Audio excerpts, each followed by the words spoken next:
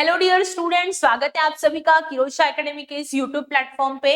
तो यहाँ पे अगेन आपके सामने हम आपके एम्स राजकोट का या नर्सिंग ट्यूटर का एग्जाम जो है वो आने वाला है, तो उसके रिगार्डिंग हम इंपॉर्टेंट एमसीक्यू यहाँ पे डिस्कस कर रहे हैं, जिसके अंदर हम यहाँ पे प्रीवियस ईयर के एम्स के पेपर जो नर्सिंग ट्यूटर के हुए हैं वो यहाँ पे सॉल्व करवा रहे हैं आपको।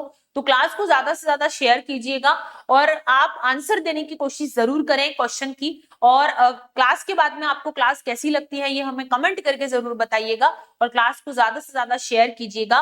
तो चलिए शुरू करते हैं हमारे एमसीक्यू की इस सीरीज को। तो आई होप आपको क्लासेस अच्छी लग रही होंगी, तो हमें अप्रिशिएट करना ना भूले। तो चलिए शुरू करते हैं हम हमारे एमसीक्यू की इस सीरीज को। नेक्स्ट क्वेश्चन आपके सामने आ गया है। तो a pregnant woman last menstrual period begin on 3rd of April, which is an accurate estimated for her EDD। Expected date of delivery आपको यहाँ पे फाइंड आउट करना है। तो आंसर करिएगा 10 जनवरी, 27 जनवरी, 3rd of January या 10th of December।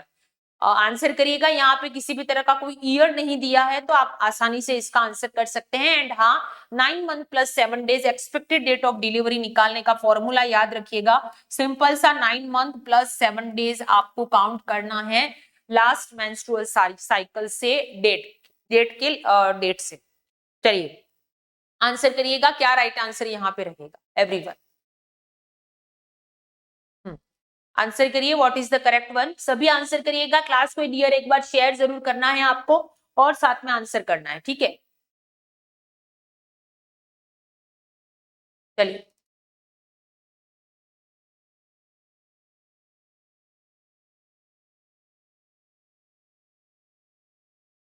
यस, बहुत ही simple है। 9 मंथ प्लस 7 डेज आप अप्रैल से लगा के 9 मंथ काउंट करेंगे तो जनवरी आएगा।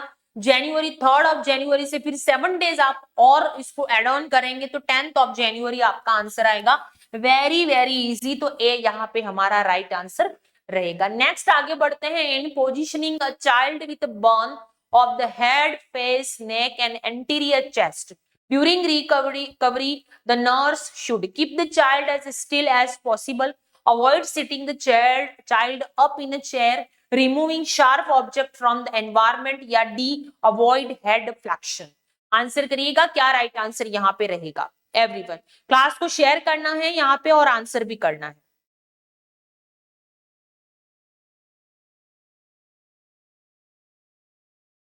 तो देखिए, जब भी बर्न की बात होती है, ठीक है, बर्न की बात जब भी होती है तो हमें परसेंटेज ऑफ बर्न जो है वो याद होना चाहिए।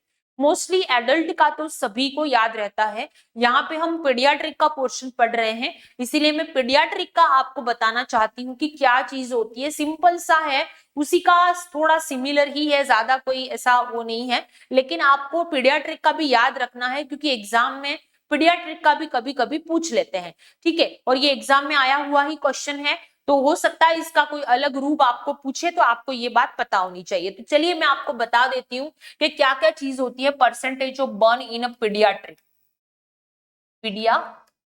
पीडियाट्रिक में परसेंटेज ऑफ बर्न, ठीक है, क्या क्या होता है। सबसे पहले हम बात करेंगे हेड की, ठीक है। मैं यहाँ पे सारे पहले लिख देती हूँ आर्म, ठीक है। हेड की अगर मैं बात करूं तो हेड का परसेंटेज जो रहता है वो एडल्ट से यहाँ पे ज्यादा होता है, यानी कि यहाँ पे 18% होता है।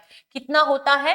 18% होता है। अगर मैं आर्म की बात करूं, ईच सिंगल आर्म, आर्म जो रहता है वो आपको पता है 9% यहाँ पर होता है। एडल्ट में भी उतना ही होता है।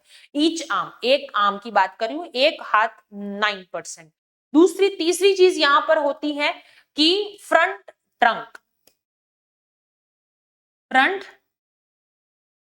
देखिए, पीडियाट्रिक में कुछ ही चीज, दो ही चीजें ऐसी हैं जो एक कम है और एक ज्यादा है, बाकी का वैल्यू जो रहता है अप्रोक्स सब में सेम ही यहाँ पे होता है। तो फ्रंट ट्रंक और back trunk, front trunk back trunk दोनों 18% यहाँ पर रहेगा, आगे पीछे ट्रंक दोनों को मिला के। क्लियर है? नेक्स्ट यहाँ पे ईच लेग जो रहेगा यहाँ पे 14% रहता है, एडल्ट से कम। और जो जेनाइटल एरिया रहता है, जेनाइटल एरिया दैट इज 1%।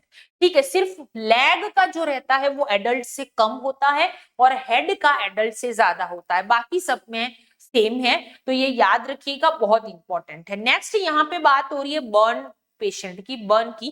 तो बर्न है, burn of head, face, neck and anterior chest during recovery, the nurse should keep the child as still as possible. No, avoid sitting, removing sharp object.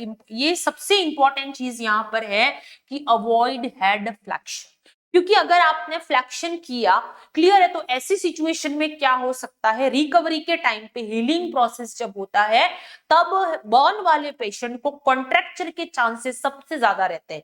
क्या chances रहते हैं, burn वाले का complication बोल दो, या फिर अगर उसकी हीलिंग में ध्यान नहीं दिया तो इसकी वजह से कॉन्ट्रैक्चर हो सकता है। इसका मतलब ये है कि अगर हेड को फ्लैक्शन किया तो वहां पे जो मसल्स होती हैं उनका लिमिटेड मूवमेंट हो जाएगा, जिसकी वजह से वो फिर वैसी की स्टिफ हो जाती है, वैसी की वैसी रहती है, तो इसी को कॉन्ट्रैक्चर बोलते हैं। तो ये चीज बर्न के बाद में देखने को मिलती है, इसीलिए यहाँ पे बोला गया कि अगर इंजरी या बर्न जो है वो हुआ है in positioning a child with burn of the head, face, neck और एंटीरियर चेस्ट ड्यूरिंग रिकवरी के टाइम पे हमें ध्यान देना है कि जो है वो हेड का फ्लैक्शन नहीं होना चाहिए। ठीक है ना, तो ये यहाँ पे बोला गया है। नेक्स्ट यहाँ पे क्वेश्चन है कि Jenny Carter is in a 37 week of pregnancy. Her husband called the physician to report that his wife awake in the middle of the night, laying in the pool of bright red blood. On the onset on third trimester, painless bleeding is usually a sign of. Answer करिएगा, क्या right answer रहेगा। पिछली class में मैंने आपको, देखिए हर class एक दूसरे से कोरिलेट रहेगी, इसीलिए आप हर क्लास को देखिएगा। उस क्लास में मैंने आपको एपीएच के बारे में कंप्लीट इंफॉर्मेशन दी थी आपको कि एंटीपार्टम हेमरेज, ठीक है, 28 वीक के बाद में अगर ब्लीडिंग होती है तो उसको हम क्या बोलते हैं, एंटीपार्टम हेमरेज। एंटीपार्टम हेमरेज के दो टाइप होते हैं, placenta previa and abruptio placenta. Placenta previa जो होता है इसके अंदर क्या होता है कि पेनलेस वजाइनल ब्लीडिंग होती है, ब्राइट रेड कलर की ब्लीडिंग होती है, यूट्रस सॉफ्ट रहता है यहाँ पे, और इसके 4 टाइप होते हैं। एक लो मार्जिन होता है, एक मार्जिन होता है, एक पार्शियल होता है, एक सेंट्रल होता है। लो मार्जिन और मार्जिन जो होता है उसमें तो नॉर्मल लेबर प्रोसेस में भी, लेकिन पार्शियल और सेंट्रल में हमें सी सेक्शन ही करना पड़ेगा, और इसमें मॉनिटरिंग करना बहुत ज्यादा इंपॉर्टेंट है। ठीक है, दूसरा इसका टाइप होता है एब्रप्शियो प्लेसेंटा। इसके अंदर क्या होता है, नॉर्मली सिचुएटेड प्लेसेंटा होती है, लेकिन यही 28 वीक के बाद में डार्क रेड कलर की ब्लीडिंग यहाँ पर देखने को मिलती है, पेनफुल ब्लीडिंग होती है, यूट्रस इसमें टेंडर दिखने को मिलता है। और इसके 3 टाइप होते हैं, एक होता है रिवील्ड टाइप, जिसमें ब्लड जो रहता है वो यूट्रस से बाहर आ जाता है, come out from the uterus, और कंसील्ड रहता है जिसके अंदर यूट्रस के अंदर रिमेनिंग ब्लड रहता है। एक मिक्स टाइप होता है जिसमें या तो कंसील्ड होगा या रिवील्ड होगा। तो ये 3 इसके टाइप होते हैं एब्रप्शियो प्लेसेंटा के। क्लियर है, इसमें proper monitoring, IV fluid, blood transfusion वगैरह देने की जरूरत होती है, क्लोजली मॉनिटर करना होता है, वजाइनल एग्जामिनेशन को यहाँ पे अवॉइड करते हैं, जरूरत पड़े तो सीजरियन सेक्शन जो होता है यहाँ पर किया जाता है। तो ये सारी जानकारी थी रिगार्डिंग एपीएच के बारे में। क्लियर, अब यहाँ पे पूछा गया है कि laying in the pool of the bright red bleeding, आपको पता है painless vaginal bleeding, bright red bleeding किसमें होती है, और 28 थर्ड ट्राइमेस्टर में हो रही है, इसका मतलब क्या है, ये प्लेसेंटा प्रीविया। क्लियर है, क्योंकि पेनफुल होता तो एब्रप्शियो होता, यहाँ पे पेनलेस है, ब्लड डार्क रेड नहीं है, ब्राइट रेड ब्लीडिंग है, इसका मतलब क्या हो गया, ये प्लेसेंटा प्रीविया। एब्रप्शियो प्लेसेंटा होता तो डार्क रेड वजाइनल ब्लीडिंग होती, पेनलेस हो, पेनफुल होता, यहाँ पे पेनलेस है। ठीक है, इनकम्प्लीट अबॉर्शन नहीं, इनकम्प्लीट अबॉर्शन का प्रोसेस जो रहता है उसको हम 28 वीक या 24 वीक से पहले होता है तो हम उसको अबॉर्शन बोलते हैं, जिसमें सर्विक्स जो रहता है ओपन रहता है, आधा प्रोडक्ट अंदर आधा प्रोडक्ट बाहर होता है, वायबल जो भी अनवायबल प्रोडक्ट होता है। एक्टोपिक प्रेगनेंसी में क्या होता है कि यूट्रस के बाहर प्रेगनेंसी कंसीव होती है, यानी कि एक्टोपिक प्रेगनेंसी में ट्यूबल प्रेगनेंसी भी इसको बोल सकते हैं, जिसके अंदर बच्चा ट्यूब में ही फर्टिलाइजेशन वहीं पे इम्प्लांटेशन हो जाता है फेलोपियन ट्यूब में। मोस्ट कॉमन इसका जो पार्ट होता है वो फेलोपियन ट्यूब का एम्पुला वाला पार्ट होता है, वहीं पे होता है। क्लियर है, लेस कॉमन जो होता है इंटरस्टिशियल, यानी कि यूट्रस का फर्स्ट फेलोपियन ट्यूब का पहला पार्ट जिसको हम इंटरस्टिशियल बोलते हैं वहां पे लेस कॉमन होता है। ठीक है, ये चीज आपको याद रखनी है। इसको एक्टोपिक प्रेगनेंसी बोलते हैं। ये भी आगे कंटिन्यू नहीं कर सकते, इसमें भी अबॉर्शन करवाना ही पड़ेगा। क्लियर है? तो इलेक्टिव, तो यहाँ पे बी करेक्ट आंसर रहेगा, which is placenta previa. Next, 6 month old. बाकी आपको एपीएच के बारे में डिटेल इंफॉर्मेशन में पिछली क्लास में कंप्लीट आपको पढ़ा चुकी हूँ। एपीएच जाके एक बार देख लीजिएगा तो आपको अच्छे से समझ में आ जाएगा। ठीक है, बहुत ही इजी लैंग्वेज में समझा दिया है। नेक्स्ट, यहाँ एक 6 month old baby girl has a cyanotic type of congenital heart defect. The nurse know that a cyanotic type of congenital heart defect is associated with which of the following symptoms? Obligate nose breathing, warm, dry skin, pedal edema या clubbing of the finger. Answer करिएगा क्या right answer यहाँ पे हमारा रहेगा। Yes, 6 month old baby girl है, cyanotic congenital heart disease है। Cyanotic congenital heart disease में आता है आपका tetralogy of Fallot, tetralogy of Fallot, truncus, arteriosus, tricuspid, atresia. ठीक है, ये चीजें किसके अंदर आती हैं आपके, और transposition of the great artery, transposition of great artery. ठीक है, तो कंजेनाइटल हार्ट डिफेक्ट और साइनोटिक हार्ट डिफेक्ट में क्या होता है कि नॉर्मली ये हार्ट है, यहाँ पे मैं आपको बता देती हूँ। ठीक है, जैसे कि ये हार्ट है, क्लियर है? यस, ये ट्राइकस्पिड वॉल्व है, ये बाइकस्पिड वॉल्व है। क्लियर है? यहाँ से पल्मोनरी आर्टरी निकलती है, यहाँ से अयोटा निकलती है। क्लियर है? और ये आपका लेफ्ट साइड है, ये आपके राइट साइड है। फिटल सर्कुलेशन की मैं बात करती हूँ यहाँ पे, तो आपको पता है कि यहाँ बीच में जो रहता है वो रहता है फोरामेन ओवल। क्या होता है? Foramen Oval. लेकिन ये डिलीवरी के बाद में क्लोज हो जाता है, ये फोसा ओवेलिस होता है, क्योंकि फिटल सर्कुलेशन में तो मिक्स होता है ब्लड। क्लियर है? लेकिन डिलीवरी के बाद में इंस्टेंटली जैसे ही बच्चा क्राई करता है, जैसे ही बच्चा ब्रीदिंग करता है, तुरंत क्या हो जाता है कि बच्चे के अंदर जो फंक्शनली ये सारे जो होते हैं वो क्लोज हो जाते हैं। ठीक है, आगे फिटल सर्कुलेशन में मैं आपको बताऊंगी ये चीजें। क्लियर है? तो ये इमीडिएटली क्लोज हो जाता है। लेकिन अगर बर्थ के टाइम बाद भी स्टिल ओपन, अगर फोरामेन ओवल स्टिल ओपन है, क्लियर है, तो क्या हो जाएगा, राइट साइड से लेफ्ट साइड ब्लड जाएगा। कंजेनाइटल हार्ट डिजीज है तो राइट टू लेफ्ट ब्लड जाता है, हर हमेशा याद रखिएगा। Congenital heart disease, sorry cyanotic, congenital तो दोनों होती है, साइनोटिक ए साइनोटिक, लेकिन साइनोटिक में क्या होता है, right to left side blood जाता है, जिसकी वजह से लेफ्ट से फिर क्या कहां पे आएगा, लेफ्ट वेंट्रिकल में, फिर अयोटा के थ्रू होल बॉडी में सप्लाई जो हो रहा है वो कैसा ब्लड होगा, हाइपोक्सी या फिर लो ऑक्सीजनेटेड ब्लड। क्लियर है? अब लो ऑक्सीजनेटेड ब्लड सप्लाई होगा, जिसकी वजह से क्या हो सकता है, ऑक्सीजन की कमी की वजह से क्लबिंग ऑफ द फिंगर देखने को मिलता है। क्लियर है? क्या देखने को मिलता है, जिसमें भी ऑक्सीजन की कमी होती है उस पेशेंट में क्लबिंग ऑफ द फिंगर देखने को मिलता है। और याद रखिएगा, ये क्लबिंग ऑफ द फिंगर आप ऐसा मत सोचिए कि सिर्फ कंजेनेटल हार्ट डिजीज में ही देखने को मिलता है, और भी बहुत सारी कंडीशन होती है जिसके अंदर आपको ये चीज देखने को मिलेगी, क्लबिंग ऑफ द फिंगर। जैसे कि मैं बात करूं आपके कि सिस्टिक फाइब्रोसिस, लंग एब्सिस है, उसके अलावा ब्रोंकिएक्टेसिस है, क्लियर, क्रॉनिक हाइपोक्सिया है, अगर किसी को ऑक्सीजन की कमी है तो उसके अंदर देखने को मिलेगा। उसके अलावा आपके लीवर सिरोसिस है किसी पेशेंट को, तो भी क्लबिंग ऑफ द फिंगर देखने को मिलेगा। इन्फ्लामेटरी कोई बॉडी की डिजीज है तो भी देखने को मिलेगा। उसके अलावा यही कंजेनेटल हार्ट डिफेक्ट है तो भी देखने को मिलेगा।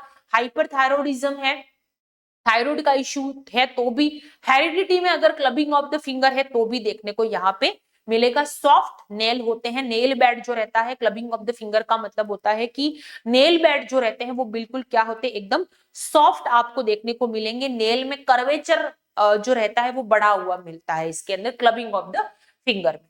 क्लियर है? तो ये सारी कई कंडीशन में ऐसा होता है, लेकिन टिपिकली हमें यहाँ पे पूछा गया है साइनोटिक हार्ट डिजीज में, तो यस, साइनोटिक हार्ट डिजीज में क्लबिंग ऑफ द फिंगर या इंक्रीज नेल का कर्वेचर यहाँ पे इंक्रीज देखने को मिलता है। और इसमें नेल बेड जो रहता है वो काफी सही है। नेल बेड है ना, ये काफी ज्यादा सॉफ्ट होता है इसके अंदर, और एंगल भी नॉर्मल नहीं रहता है किसके अंदर, क्लबिंग ऑफ द फिंगर में। तो ये कई कंडीशन में होता है, जो कंडीशन मैंने यहाँ पे आपको बताई, ठीक है, उन सभी कंडीशन में देखने को मिलता है। ये याद रखिएगा कि कभी पूछे आपको कि और कौन कौन सी कंडीशन में, तो आपको ये सारी चीजें याद रखिएगा। लीवर सिरोसिस में दोबारा दोहरा देती हूँ, लीवर सिरोसिस हो गया, उसके अलावा कोई इंफ्लामेटरी डिजीज है, हाइपरथायरॉइडिज्म है, रेस्पिरेटरी के अंदर अगर कोई ब्रोंकिएक्टेसिस है अगर किसी को, ऐसी कंडीशन में हो सकता है, या फिर कोई ट्यूबरकुलोसिस में भी होता है, लंग कैंसर है तो भी हो सकता है, क्रॉनिक हाइपोक्सिया है तो भी हो सकता है, सिस्टिक फाइब्रोसिस में भी ये होता है, हाइपरथायरॉइडिज्म मैंने आपको बता दिया, कंजेनिटल हार्ट डिफेक्ट मैंने बता दिया, एंडोकार्डाइटिस, इन्फेक्टिव एंडोकार्डाइटिस, इसमें भी क्लबिंग ऑफ द फिंगर देखने को मिलता है। लेकिन यहाँ पे हमें जो पूछा गया है वो हमारा राइट आंसर डी रहेगा। नेक्स्ट, ए 4-year-old पेशेंट, मैं आपको यहाँ पे लिस्ट बता देती हूँ, बहुत इंपॉर्टेंट है, क्लबिंग ऑफ द फिंगर कई बार एग्जामों में आया हुआ है, तो मैं आपको बता देती हूँ कि जनरली किस कहां कहां पे देखने को मिलता है क्लबिंग ऑफ, क्योंकि मैं नहीं चाहती कि अगर दूसरा भी कुछ पूछे तो आपको ये क्वेश्चन आपका गलत हो जाए। तो एक तो ब्रोंकिएक्टेसिस में देखने को मिलता है, दूसरा आपको देखने को मिलेगा लंग कैंसर अगर है, अगर किसी पेशेंट को टीबी है तो भी देखने को मिलेगा, अगर किसी पेशेंट को हाइपर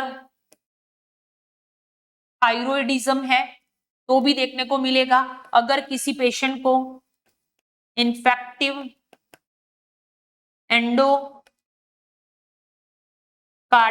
है तो भी, अगर किसी पेशेंट में क्रॉनिक हाइपोक्सिया है, अगर किसी पेशेंट में आपके जैसे कि कंजेनिटल हार्ट डिजीज है, कंजेनिटल हार्ट